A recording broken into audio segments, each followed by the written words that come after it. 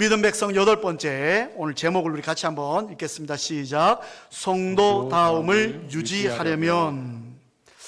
지난 주일날 제가 성도다워야 된다라고 말씀을 드렸습니다. 우리는 그리스도인입니다. 나는 성도입니다. I am a Christian이라고 말씀을 드렸거든요. 이제 우리가 성도다우려면 어떤 자세와 태도가 필요한지를, 유지하려면 뭐가 필요한지를 오늘 본문을 통해서 우리가 배우고 도전받는 그런 시간 되기를 원합니다. 오늘 첫 번째, 어떤 우리 모습이 자세가 필요한지를 같이 한번 읽어볼까요? 네, 한번 띄워주시죠. 시작. 성도다움을 유지하려면 순전한 동기와 참된 회개, 순종으로 예배를 드려야 합니다. 성도다움을 유지하려면 첫 번째, 동기가 있어야 되는데 순전한 동기다. 개인의 이익이 아니라 순전한 동기가 필요하고, 두 번째는 참된 회개가 필요하다. 그리고 순종으로 드리는 예배를 하나님 앞에 드릴 때 우리가 성도다움을 유지할 수 있다라고 하는 것으로 말씀을 나누기를 원합니다. 사무엘상 1장 1절부터 시작해서 지난 주일날 21절까지, 3장 21절까지 무엇을 대해서 이야기를 했냐면, 이제 어린 사무엘이 등장하게 되고 말씀이 희귀하고 세상적으로 너무나 이상이 없는, 그러니까 소망이 없는 땅에 하나님께서 사무엘이라고 하는 하나님의 사자를 이제 등장시켰던 내용들이 나옵니다. 그러면서 이제 오늘 4장 1절부터 7장까지는 이 사무엘을 통해서 지도자로 어떻게 하나님이 세워가는지를 과정을 설명하는 것이 사무엘상 4장부터 7장의 내용입니다. 오늘 특별히 1절 상반기에 보면 하나님께서 사무엘의 말이 이스라엘에 전파되었다 이렇게 이야기를 했는데, 그것은 지난주에 말씀드린 3장 21절에 여호와께서 말씀으로 사무엘에게 자기를 나타내시니라 그렇게 말이 나와 있습니다. 하나님께서 무엇으로 나타나셨냐면 말씀으로 사무엘에게 나타나셨고, 그 말씀으로 나타나신 하나님을 이 사무엘이 믿어 이스라엘 사람들에게 오늘 1절에 전파했다라고 표현을 합니다. 하나님의 말씀이 희귀했던 시절에 하나님은 말씀으로 사무엘에게 나타나셨고, 사무엘은 그 말씀으로 온 이스라엘에 전파했다라고 하는 사실입니다. 하나님의 말씀이 이제 역사케 되어지는 내용들이 나오지요. 그러면서 4장 1절 하반절부터는 이스라엘과 블레셋이라고 하는 나라가 등장시켜서 전쟁을 치르는 내용이 나옵니다. 이건 배경이기 때문에 여러분들이 조금 아시면 더 이해가 빠를 줄 압니다. 이 블레셋이라고 하는 나라는 사무엘상하뿐만 아니라 이스라엘 민족이 수시로 부딪혔던 나라 중에 하나가 블레셋이라고 하는 겁니다. 여러분 이해를 돕고자 어린 다윗이 블레셋과의 전쟁에서 하나님께서 이기게끔 만드셨던, 우리는 그 이야기들을 잘 압니다. 그 모든 내용들이 블레셋이라고 하는 나라부터 시작되어지는데, 이 블레셋이라는 나라가 원래 가나안 땅에 있던 나라는 아니었고요. 소아시아의 에게와 그레데라고 하는 섬에 있다가 이 팔레스타인 지방으로, 바닷가에 살다가 팔레스타인 지방으로 이주해온 이주민족입니다. 그러다 보니까 그 이주해 오니까 그 땅에 누가 있었냐면 이스라엘 민족이 가나안 땅을 딱 차지하고 있었거든요. 그러다 보니까 이 블레셋이라고 하는 나라가 볼 때는 이 이스라엘을 공격해서 이겨야만 그 땅을 차지할 수 있는 그런 어떤 조건이 되는 거고요. 또 바닷가 근처에 있던 블레셋 민족은 좀 호전적이죠.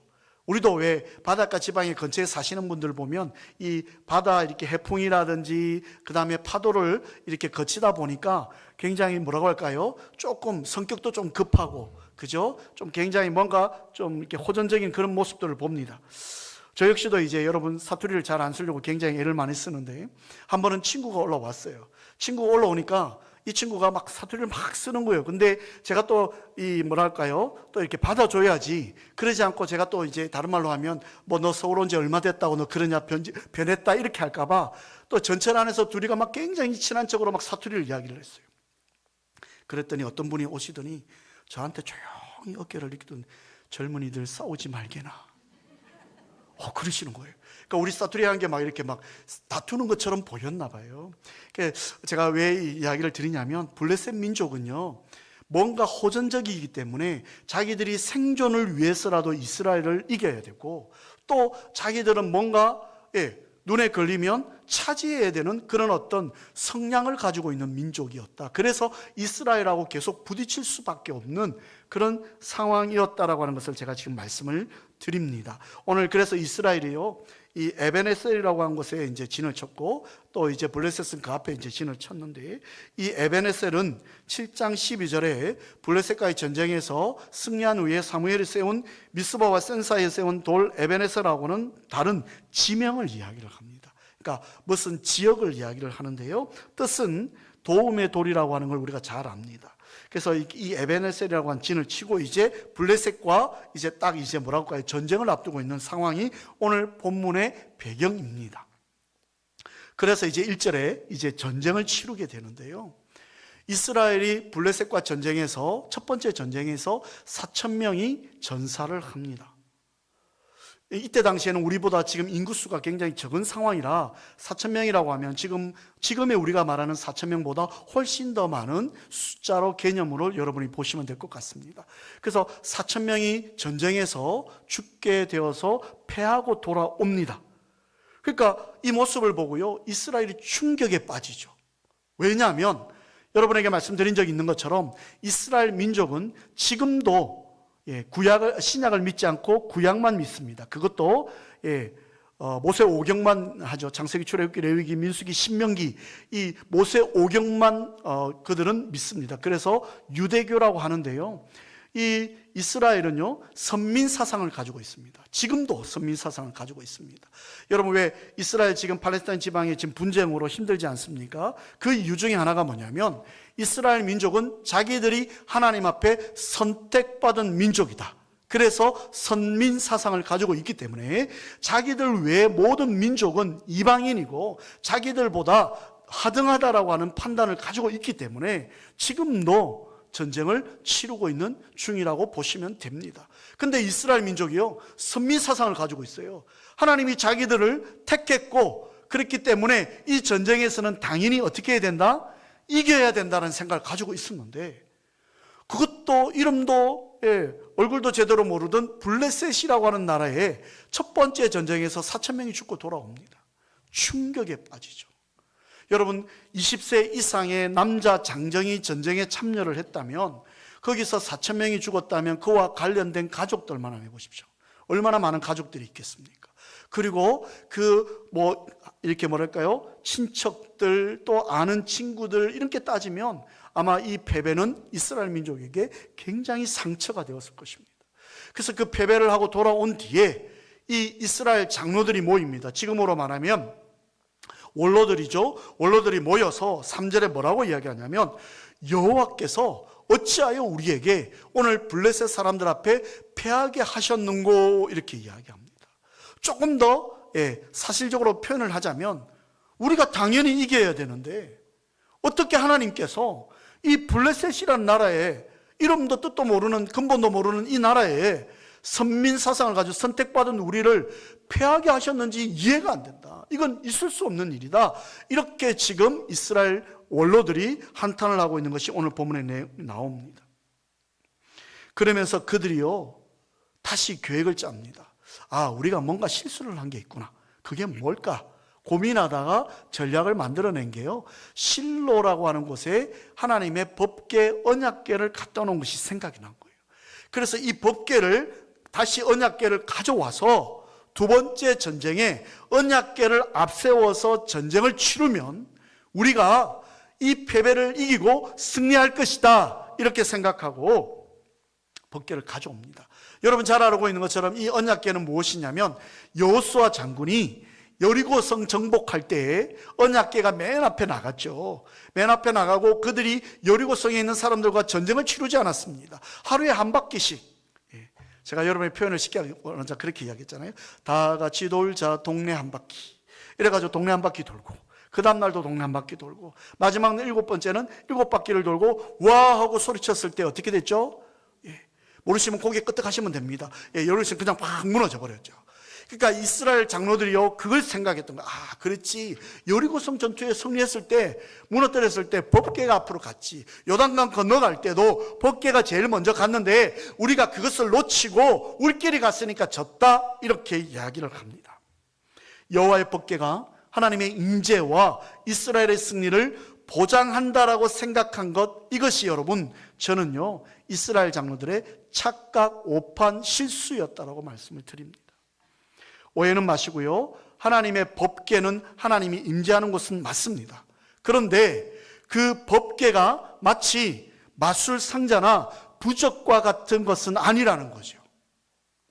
예를 이렇게 들면 어떤지 모르겠지만, 여러분 어떤 젊은이들 중에, 요즘 사람들 중에 십자가 목걸이를 가지고 있으면 내가 그리스도인이다 이렇게 표시되는 것은 괜찮아요. 근데 십자가 목걸이를 내가 걸고 있으면 모든 만사가 형통하고 문제가 해결될 것이다라고 생각하는 것은 잘못되었다는 거죠. 이 성경책을 우리가 가지고 있으면, 내가 들고 있으면 나에게는 시험도 안 오고 어려움도 안 오고 모든 일이 잘 될 것이다라고 생각하는 것은 잘못되었다라고 하는 말씀을 드리는 거예요. 성경이 있는 게 중요한 것이 아니라 성경 속에 있는 하나님의 말씀을 내가 믿느냐 안 믿느냐가 중요한 거죠. 하나님의 언약궤를 가져오는 것은 잘못은 아니었지만 그것이 우리에게 모든 일을 해결하는 열쇠가 된다라고 하는 것은 잘못된 판단이었다라고 하는 것입니다. 여러분, 하나님이 주로 법궤가 있는 이 성소에 임하곤 했지만 하나님은 그분의 의지에 따라 그 언약궤 안에 이렇게 가로 맺혀 있고 그 안에 이렇게 들어있는, 속박되어 있는 하나님이 아니라 우리가 있는 어느 곳에도 하나님은 함께하고 있다는 사실입니다. 하나님이 이 예배당 안에만 있는 게 아니시잖아요. 여러분이 일주일 동안 살아가는 모든 그 현장 곳곳에 우리가 하나님의 이름으로 하나님의 임재를 구하는 곳마다 하나님은 함께하고 계시는 거예요. 여러분의 가정에도 하나님 함께 하시죠? 여러분이 있는 직장에서도 하나님은 함께 하신단 말이에요. 그런데 이스라엘 장로들은요, 뭐라고 생각했냐면 그들이 하나님의 임재를 구하고 기도하고 법궤를 가져와서 전쟁에 나갔더라면 또 상황은 달라졌을 거예요. 그런데 법궤만 있으면 된다. 그냥 우리 아파트, 우리 집 앞에, 문 앞에다가 예드림교회 교회 교회명을 딱 붙이고 있으면 모든 악한 영들이 물러간다? 이건 잘못된 것이죠. 우리에게도 문제가 옵니다, 여러분. 우리에게도 시험이 오고요, 우리도 실수하고요, 우리도 부족함이 있고요, 우리도 연약합니다. 그거 있다고 해서 모든 문제를 해결하는 것이 아니라는 거죠. 우리가 하나님을 믿느냐 믿지 않느냐의 문제입니다. 오늘날 우리의 신앙, 우리의 예배는 어떠하십니까? 우리 역시 착각하고 있지 않습니까, 여러분? 하나님은 성도들이요, 일정한 종교적인 형식에 매이는 것보다 어떤 목적을 가지고 이 예배에 왔느냐, 순전한 동기 있느냐, 아니면 이 예배를 드리면 뭔가 내가 마음이 편하고 뭔가 내 가정의 문제가 해결되고 사업장의 물질적인 문제가 쭉 해결되어서 예배만 참석하면 될 거다라고 하는 생각을 가지고 있습니까? 그렇다고 한다면 여러분들도 이스라엘 장로들과 다를 바가 없습니다. 우리 하나님은 오늘 이 예배의 자리로 우리가 온 게 아닙니다. 우리를 부르시니가 하나님께서 우리를 하나님의 목적 가운데 우리를 불러주셔서 우리를 이 예배 자리로 인도해 주셨다는 거예요. 하나님은 하나님의 뜻을 가지고 그 일들을 진행해 가시지요. 근데 우리는 이 동기를 착각할 때가 있습니다. 내가 뭔가를 하면 뭔가를 주어질 것이다. 아닙니다, 여러분. 하나님께서, 그래서 제가 여러분에게 좀 다른 말로 이야기하면 표현으로 축복을 달라고 기도하라고 말씀드린 적이 없습니다. 축복을 어떻게 하라고요? 누리시라고 말씀을 드린 거죠. 우리는 예수 그리스도를 믿는 그 순간부터 하나님 주신 은혜와 축복을 받은 자들입니다. 여러분들이 이 예배의 자리에 나온 이 자체가 축복 아닙니까? 여러분들이 한 주간의 삶 가운데 그래도 승리할 수 있도록 하신 것 하나님의 은혜 아닙니까? 우리는 받았습니다. 그 은혜를 어떻게 사용하고 누리냐는 거죠. 이건 여러분의 태도에 달려있다고 저는 믿습니다. 오늘 예배의 자리를 하나님의 뜻 가운데 부르셔서 여러분으로 하여금 지은 모든 죄들을 회개케 하시고 하나님께서요, 예배를 회개하고 난 그 빈자리에 하나님의 은혜를 채우시고 순종함으로 한 주간의 삶을 살아갈 수 있도록 하시기 위해 우리를 예배 자리로 부른 거예요. 근데 우리는 제가 전에도 한번 말씀드린 것처럼 보러 온 거예요. 예배를 보면서 뭔가 내가 평가하고 내가 판단하고 내 나름대로 뭔가 이렇게 생각하는 이것이 예배라고 생각하면 여러분 착각입니다.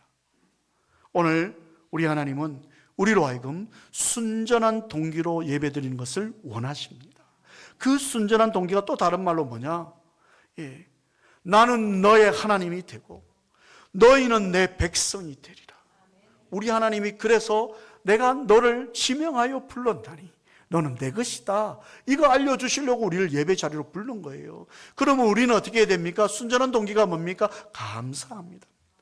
이 예배 자리로 불러주시니 감사합니다. 블레셋의 패배한 원인을 분석하여서 내오는 방법이 얼핏 보면 신앙적으로 보이는 것처럼 보이지만 이미 하나님과의 영적 관계는 식어져 버린 상황이었거든요. 그냥 수단으로 이용하려고 그렇게 하고 있지는 않습니까? 한번 여러분 따라해 주시면 감사하겠습니다. 이스라엘은 하나님을 섬김의 대상이 아니라 이용의 수단으로 생각했습니다. 그래서 두 번째 전쟁에도 패합니다. 나중에 말씀드리겠지만요, 4,000명이 아니라 3만 명이 전사를 합니다. 하나님이 원하시는 게 아니잖아요. 이 전쟁은 하나님께 있는데 하나님은요, 하나님이 이용되는 걸 별로 좋아하지 않으세요. 우리가 이용돼야 되죠. 하나님께서 우리를 만드신 분이시잖아요. 우리를 책임지시는 자잖아요. 우리를 이끌어 가시는 분이잖아요. 그렇다면 하나님이 우리를 이용케 우리가 그런 자세를 가져야지, 우리가 하나님을 이용하는 것은 어불성설이 되는 거죠. 하나님이 원하시는 것이 아니라는 겁니다. 오늘 우리는요, 기계적이고 형식적인 신앙관에서 탈피해서 하나님을 마치 자신의 도구처럼 생각하는 이것이 범죄임을 알고 우리 하나님 앞에 철저하게 회개하고, 하나님, 이 예배를 통해서 내가 회복되어지기를 원합니다. 하나님, 내가 예배를 통해서 다시 하나님을 만나기를 원합니다. 이런 고백을 드리시는 은혜가 있기를 주의 이름으로 부탁을 드립니다. 이스라엘 백성, 이스라엘 장로들이요, 자신의 노력에 따라 결과가 주어진다라고 하는, 저는 이걸 공로주의라고 합니다. 하나님, 내가 이만큼 했으니까, 내가 이렇게 수고했으니까 당연히 하나님 이렇게 나에게 주시는 게 맞지 않습니까? 아닙니다. 우리는 우리의 뜻대로 할 수 있는 것이 아무것도 없는 자입니다. 제가 표현을 그렇게 했죠, 여러분. 우리 어르신들 표현할 때 마른 막대기보다도 못한 우리를, 아무 보잘것없는 우리를 그 큰 사랑으로 불러주셔서 우리가 지금 이 자리에 앉아 있는 거거든요. 근데 이스라엘 민족들은요, 내가 이만큼 수고해가지고 지금 가나안 땅에 왔고 이렇게 하고 있다 생각하니까 하나님의 말씀이 희귀해질 수밖에 없는 거예요. 하나님의 역사하심을 잊어버리는 거예요. 내가 똑똑하고 내가 열심히 하고 내가 성실해서 이만큼 왔고, 우리 중에 또 그런 분 없습니까? 내가 교회에 와가지고 아침부터 수고하고 성가대로 이른 아침부터 또 밖에 차가운 겨울철에는 주차 안내하면서 그렇게 수고하고 이름도 없이 빛도 없이 수고하는데 그 수고했기 때문에 하나님께서 뭔가 은혜를 주신다. 우선순위에서 틀렸죠. 우리는 받은 바 은혜가 있기 때문에 감사하여서 찬양으로 성가대로 영광 돌리는 거, 찬양팀으로 영광 돌리는 거고, 주차 안내로 하나님께 섬기는 거고, 감사의 표현이지 여러분. 그거 했기 때문에 하나님, 내가 이만큼 헌금했기 때문에 나를 하나님 이렇게 해주는 것이 맞지 않냐라고 하는 건 공로주의입니다. 잘못된 신앙관입니다. 여러분, 우리는 우리에게 주신 바 은혜가 있어요. 그 은혜에 감사하여서 지금 예배 드리는 겁니다. 이 예배를 통해서 뭔가 달라고 요청하는 어떤 수단이 아니고요. 이 예배는 나를 지켜주심에 감사해서 드리는 그런 은혜의 방편이라고 하는 것을 기억하는 은혜가 있기를 주님의 이름으로 부탁을 드립니다. 출애굽기 20장 4절에 6절에 보면 하나님께서 이스라엘 백성들에게 우상을 만들지 말라. 여러분, 모세가 돌판에 새긴 것, 그게 지금 법궤 안에, 언약궤 안에 들어가 있거든요.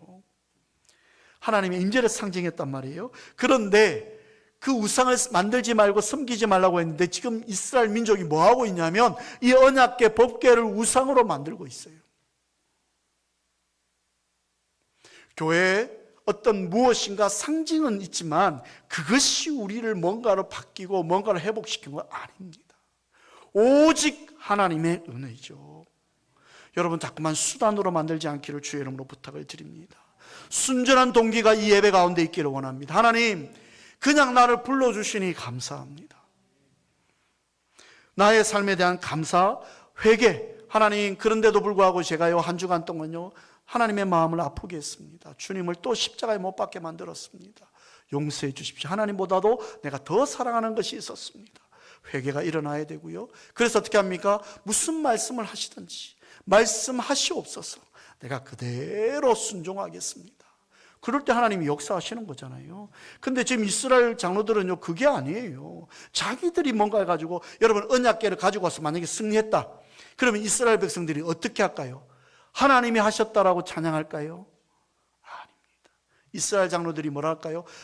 우리가 그 거룩한 생각을 해가지고 실로에서 언약궤를 가져온 수고를 해가지고 우리가 이겼다, 이렇게 표현하지 않겠습니까?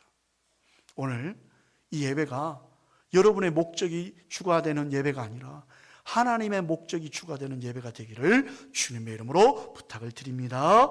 두 번째요, 성도다움을 유지하려면 시작. 성도다움을 유지하려면 하나님만 경외하고 의지하는 본질적 신앙생활을 해야 합니다. 본문 6절에서 8절을 통해서 성도다움을 유지하려면 세상의 그 어떤 것을 경외하는 것이 아니라 하나님만 경외하고 의지하는 본질적인 신앙생활을 해야 된다. 제가 지금 그 말씀을 드리는 겁니다. 실로에서 이 언약궤가 운반되어 옵니다. 그러니까 어떻습니까? 이스라엘 백성들이 언약궤가 딱 나타나니까 박수를 치고 막 북과 장구를 치고 이제 전쟁 끝났다 막 환호를 합니다.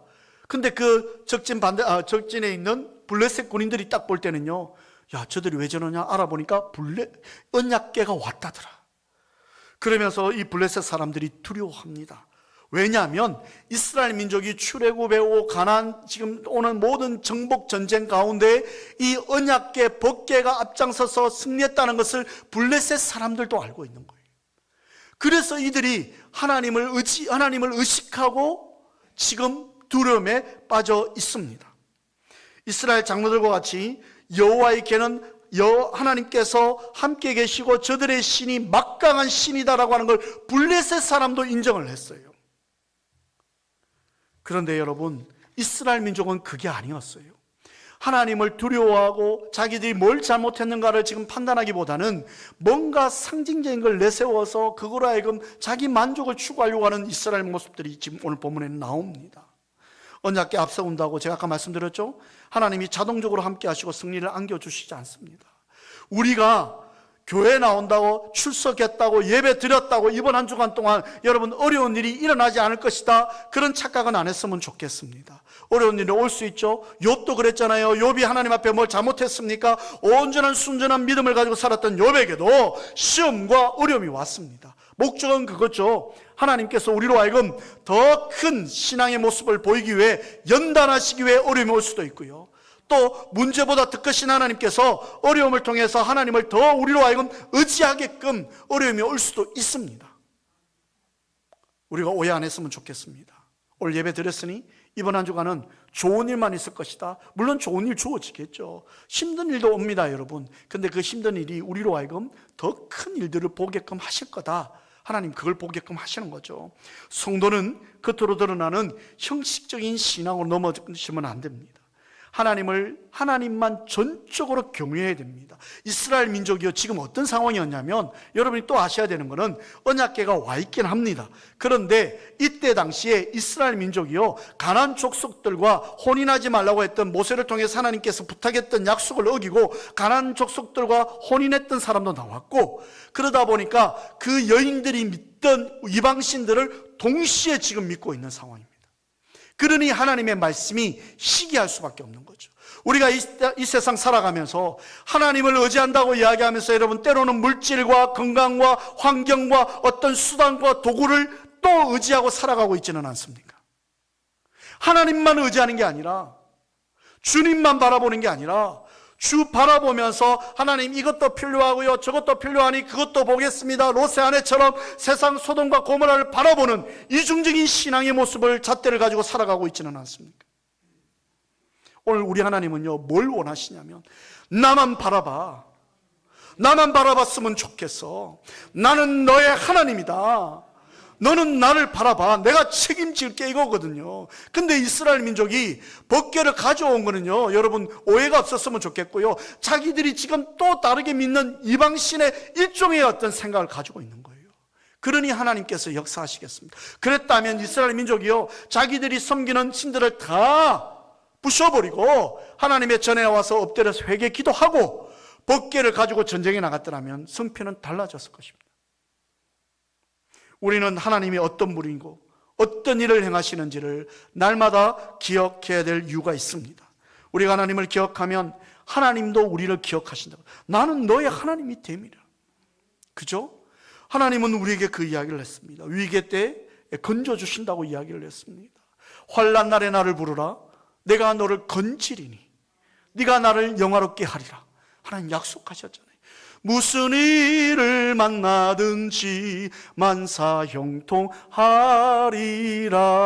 어떻게 하면요? 하나님만 바라보면.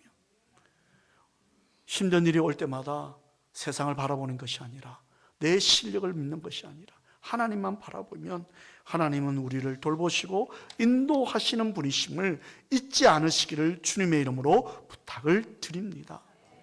지금 이 시대를 향해서 저는 이렇게 표현하고 싶습니다. 조심스럽지만 하나님에 대한 경외심이 사라진 시대다. 어찌 보면 젖과 꿀이 흐르는 가나안 땅에 와서 여러분 예전보다 얼마나 우리 지금 먹고 살기가 좋아졌습니까?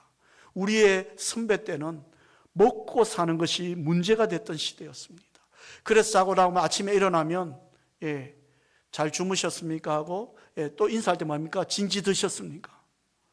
그런 인사를 저는 옛날 사람은 아니지만 여러분 그렇게 인사를 했지 않습니까? 보릿고개를 넘어오면서. 근데 지금 어떻습니까? 먹는 것 때문에 문제가 안 됩니다. 정말 온 곳에 이렇게 풍성한 것이 풍족한 시대는 없었습니다. 그런데 여러분 지금 이렇게 하나님께서 우리를 축복하시고 가는 곳마다 교회를 세워주시고 세계 선교사 파송률 2위라고 하는 이 놀라운 영광도 주셨는데 중요한 건 가면 갈수록 여호와를 경외하는 마음이 사라지기 시작합니다. 하나님도 중요하지만 세상도 중요하고 하나님도 의지해야 되겠지만 내가 바라보는 목표가 있기 때문에 그 목표도 바라보아야 되는 이중성을 가진 성도들이 많아지고 있는 안타까운 시대가 우리에게 돌아왔다라고 하는 것입니다. 참을 수 없는 가벼움이 예배를 비롯한 모든 신앙생활에 배어있다. 정말 하나님만 의지하십니까? 여호와만 의뢰하라고 한다면 여러분 고민하시지 않겠습니까? 하나님께서 오늘 우리를 향해서 너에게 가지고 있는 모든 것, 너에게 있는 것을 내게 드리라. 갑자기 표정이 어두워지시는 분 없죠? 그러면 심각함이 일어나지 않겠습니까? 하나님께서 우리에게 결단하라고 한다면 우리는 어떤 태도이겠습니까? 하나님, 이거 아깝습니다. 이거 억울합니다. 이거 내게 필요합니다. 정말 소중합니다. 그러나 주가 쓰시겠다 하면, 그렇죠? 그 어린 나귀를 예수님께서 다시 예루살렘 입성을 위해서 내어주었던 주인과 같은 마음이 우리에게 있느냐는 거예요, 여러분. 한 대형교회를 섬기는 친구가 저한테 이렇게 이야기하더라고요. 나는 박 목사가 참 부럽다. 그래서 뭐가 부럽냐 그랬더니 이렇게 교인들이 많아도 무슨 일을 하자면 모이는 수가 몇 명 안 된다. 주일날 우리 교회 출석을 하고 우리 교회 교인이라고 이야기하는 사람은 그렇게 많은데 좀 주의 일을 합시다 하고 이렇게 주장을 하면 모이는 사람은 너희 교인 수보다 적다. 그래서 부럽다. 그렇게 이야기를 하더라고요. 우리는 가만히 있다가 뭘 한다 그러면 거의 다 이렇게 또 참여해서 하시지 않습니까? 왜 본인들 이야기하는데 아멘을 안 하시죠?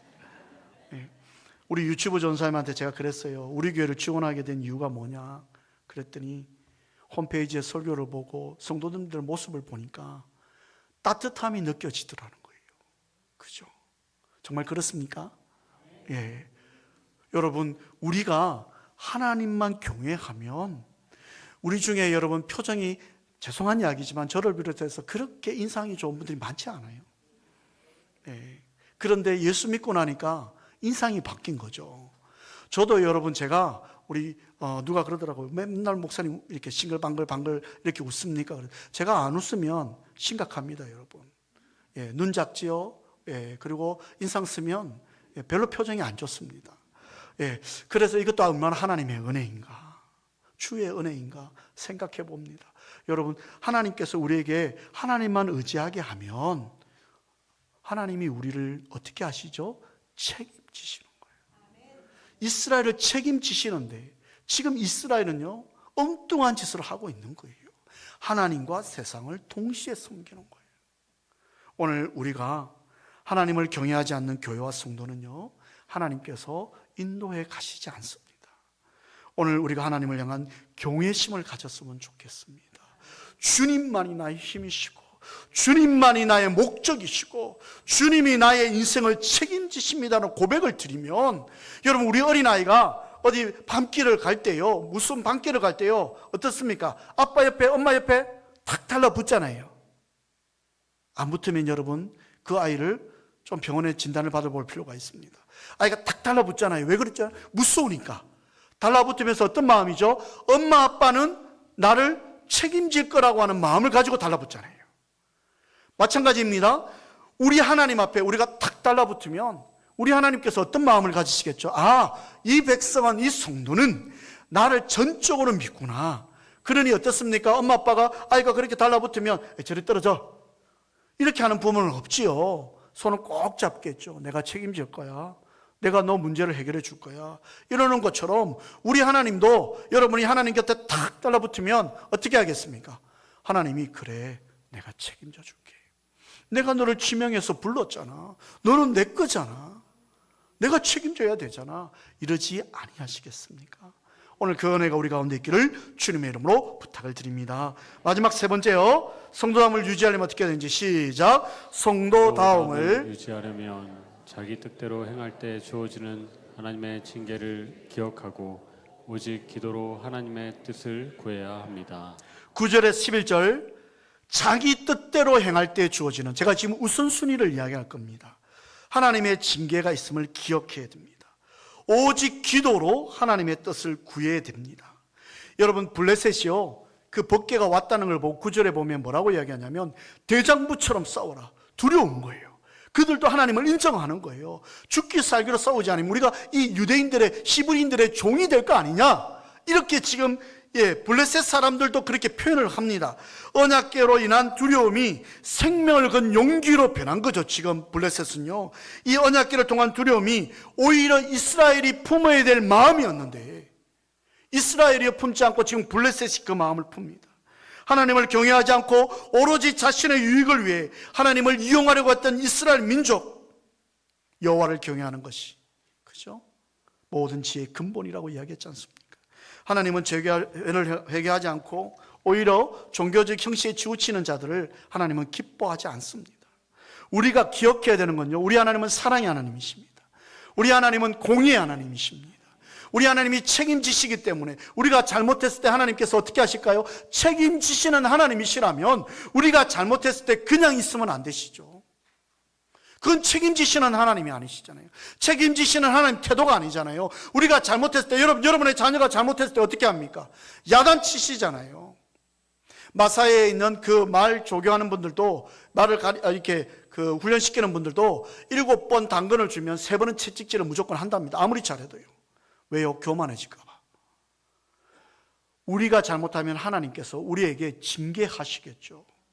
왜요? 사랑하시기 때문에. 징계받을 당시에는 아픕니다. 그러나 생명과 회복으로 이끄시기에 유익하다고 하는 말씀을 우리는 기억해야 됩니다. 하나님을 경외한 이 시대의 특징이 뭐냐? 범죄와 타락으로 오염된 삶과 형식적인 예배, 기도하지 않는 삶을 산다는 거예요. 제가 이 시대를 바라보면서 한국교회에 있는 한국 성도들 보면서 안타까운 건 뭐냐면, 이 땅에 있는 성도들이 하나님을 경외하지 않는 이유 대표적인 모습이 뭐냐? 예배가 형식적으로 간다는 거예요. 예배를 보는 자들이 많아진 거예요. 그래서 우리는 예배를 드려야 된다. 우리의 산제사로 드려야 된다. 그리고 기도하지 않는다는 거예요. 앤드루 모레이 목사님 그렇게 이야기했죠. 기도하지 않는 자는 성도가 아니다. 여러분, 우리는요, 만약에 이스라엘 민족이요, 기도하고 하나님 앞에 법궤를 가지고 나아갔더라면 어떻게 했을까요? 하나님 앞에 기도했으니까. 너희는 먼저 그의 나라와 그의 의를 구하라. 그리하면 이 모든 것을 너희에게 더해 주시리라. 마태복음 6장 33절 그렇게 말씀하셨잖아요. 그러니까 하나님의 의를 구하고 기도했는데 하나님이 지게 하면 그건 우리 하나님이 아닌 거잖아요. 여러분, 여호수아가요, 여리고성 무너지고 나서 그 다음 성이 뭐였죠? 기억나십니까? 보잘것없는 성의 이름을 가진 아이라고 하는 성을 갔어요. 정말 여리고성에 비하면 택도 없는 작은 성이었어요. 보잘것없는 뜻이, 성의 이름이 보잘것없어요. 그 성에 갔을 때 이스라엘 민족이 어떻게 했습니까? 졌습니다. 전쟁이 졌죠. 그리고 여호수아가 돌아와서 진 패배의 원인을 찾으니까 아간이 시나산의 외투와 은 이런 것들을 몰래 숨겨놨었잖아요. 그거를 알고 이제 그 아간 조속들을 다 이끌고 와가지고 꼴짜기에서 몰살시킵니다. 그게 뭐냐면 아골골짝 빈들에도 복음 들고 가오리라 할 때 그 아골골짝입니다. 그러고 나서 여호수아가요, 옷을 찢고 회개하고 나서 다시 아이성 전투로 가거든요. 그런데 여러분, 저는 이 표현에서요 이렇게 한번 했더라면, 여호수아가 아이성 전투 가기 전에 하나님, 여리고성 무너뜨린 거 감사합니다. 이제 아이성에 갑니다. 하나님 어떻게 할까요? 했더라면 하나님께서 어떻게 하실 거죠? 아간의 범죄를 가르쳐 주셨을 거예요. 그러면 아간의 그 범죄를 다 해결한 후에 아이성에 갔더라면 그 이름 없이 죽은 이스라엘의 군사들과 그 가족들의 슬픔은 없었을 거라는 거죠. 여러분 어떻습니까? 사무엘 하 5장 19절에 다윗이 등장합니다. 다윗이 여호와께 여쭈어 이르되 내가 블레셋 사람에게로 올라가리까 여호와께서 그들을 내 손에 넘기시겠나이까 하니 여호와께서 다윗에게 말씀하시되 올라가라 내가 반드시 블레셋 사람을 내 손에 넘기리라 하신지라. 다윗은요 블레셋과의 전쟁을 놓고 기도했어요. 하나님 올라갈까요? 말까요? 우리 기독교는 저는 이렇게 표현합니다. 반응의 종교다. 하나님 하고 부르면 그래 왜? 뭐 때문에? 아니면 하나님께서 내가 네 마음을 다한다, 내가 너를 사랑하노라, 축복하노라 말씀하시지 않습니까? 우리 하나님은 반응하시는 분이시거든요. 근데 지금 이스라엘 장로들은요 기도하지 않았어요. 그리고 언약궤를 가지고 갔으니 하나님 앞에서 하나님의 도우심이 나타날 수 없다라고 하는 거죠. 우리가 하나님께 기도하고 승리에 대한 확답을 얻은 후에 전투에 나가는 것이 승리의 원칙입니다. 여러분, 우리가 성도로 유지하려면 여러분 사간 생도들에게 이제 합격을 하고 입학을 하는 동안을 가입교 기간이라고 하는데 그 훈련을 또 해요. 거기서 또 탈락시키는 경우가 있거든요. 그 가입교 기간 동안에 물론 여러분이 잘 아는 것처럼 우리나라는 사관학교 학생도들에게 다 학비를 다 공짜로 합니다. 무료로 하죠. 그리고 먹는 거 입는 거 다 해결해 주죠. 그리고 또 뭐가 나오냐면 품위 유지비라는 게 나옵니다. 그게 입교할 동안 네가 이제 생도로서 품위를 유지하도록 그렇게 해라. 제가 우리 아버님 믿고 고등학교 3학년 때 해군사관학교에 지원했다가 마지막 최종 시험에서 떨어졌습니다. 저는 부산상고라 상고 출신이라 수학 2-1을 배우지 않았는데 2-2 수학 문제를 전에 한 말씀 드렸죠. 나와가지고 최종 합격 탈락자가 저 혼자였습니다. 아마 그때 이후로 지금까지도 5차에서 떨어진 친구가 없을 거예요, 여러분. 좋은 차일 거예요, 아마. 그 불명예를 가지고 있습니다.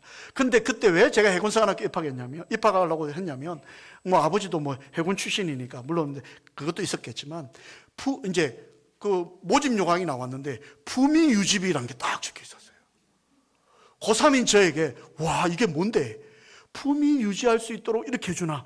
거기에 제가 여러분, 쉽게 말하면 우리 젊은 친구들처럼 꽂혀가지고, 지원을 했다가 떨어졌습니다. 마지막 시험 칠 때요, 그 교관이 뭐라고 했냐면, 여러분 이제 이 시험은 당연히 다 합격할 거니까, 그렇게 이야기했어요. 당연히 다 합격할 거니까 이제 합격하고 나면 가입교 기간 또 이제 입학하고 나면 계속 품위 유지비가 매달 나옵니다. 그런데 품위 유지할 수 있는 것을 유지하면 괜찮은데 손상을 입히면 토해내야 됩니다.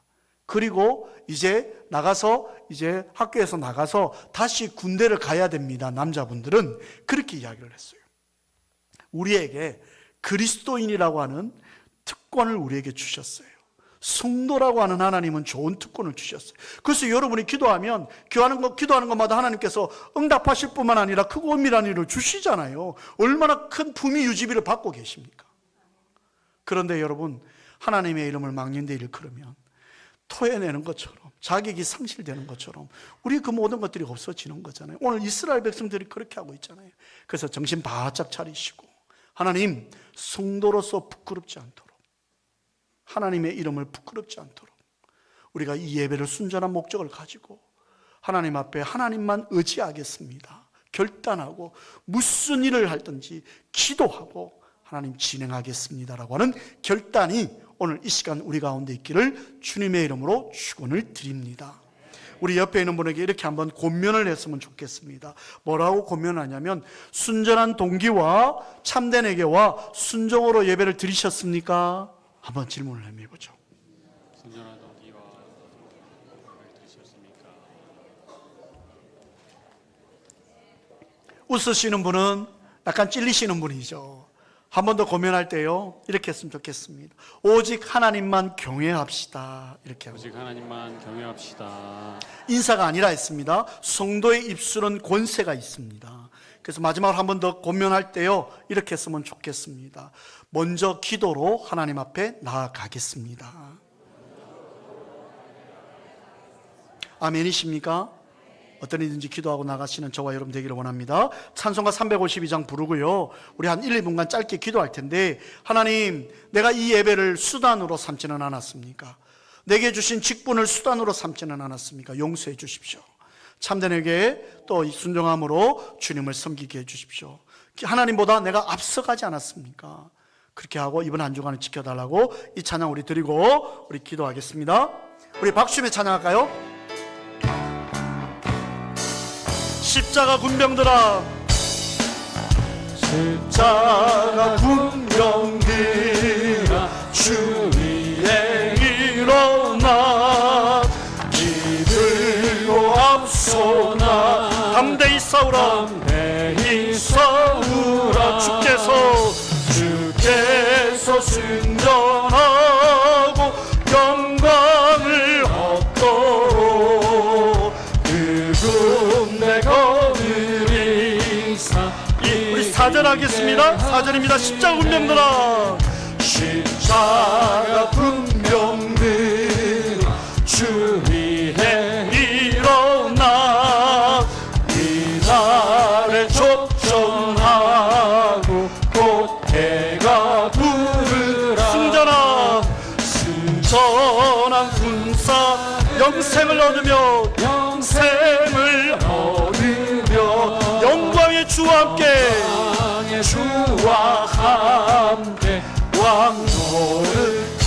왕노릇하리라. 영광의 주와 함께 왕노릇할 수 있는 한 주간 되어줄 수 있도록 하나님 책임져 주시고 붙들어 달라고 하나님 앞에 이 시간 우리 짧게 한 1, 2분 동안 같이 기도하며 나아가겠습니다. 참 좋으신 하나님 감사합니다. 오늘도 저희들 이 자리까지 인도하여 주심을 감사합니다. 우리가 무엇이간데 이런 은혜를 베풀어 주시나이까. 오늘 이스라엘 백성들과 같이 실수하지 않게 하여 주시고 순전한 동기와 아버지 참된 예배와 순종으로 나가게 하여 주시고 하나님만 경외할 수 있도록 도와주시며 아버지 하나님 오직 먼저 기도와 간구로 하나님 앞에 나아갈 수 있도록 하나님 이번 한 주간의 삶을 책임져 주시고 인도해 주시기를 간절히 요청하오니 주여 역사하여 주시옵소서. 이제는 우리 주 예수 그리스도의 은혜와 하나님의 크신 사랑과 성령님의 교통교감 인도하시는 은사가 성도다움을 유지하려면 순전한 동기와 참된 회개와 순종으로 하나님만 경외하고 오직 기도로 하나님의 뜻을 구하는 모습을, 자세를 가질 때 하나님께서 함께 하심을 깨닫기 원하는 이 예배 참석한 모든 성도들 머리 위에와 그 가정과 직장과 사업장 위에 사랑하는 우리 교회 위에 우리 이승민 형제 머리 위에 이제로부터 영원토록 함께 하실지어다. 아멘.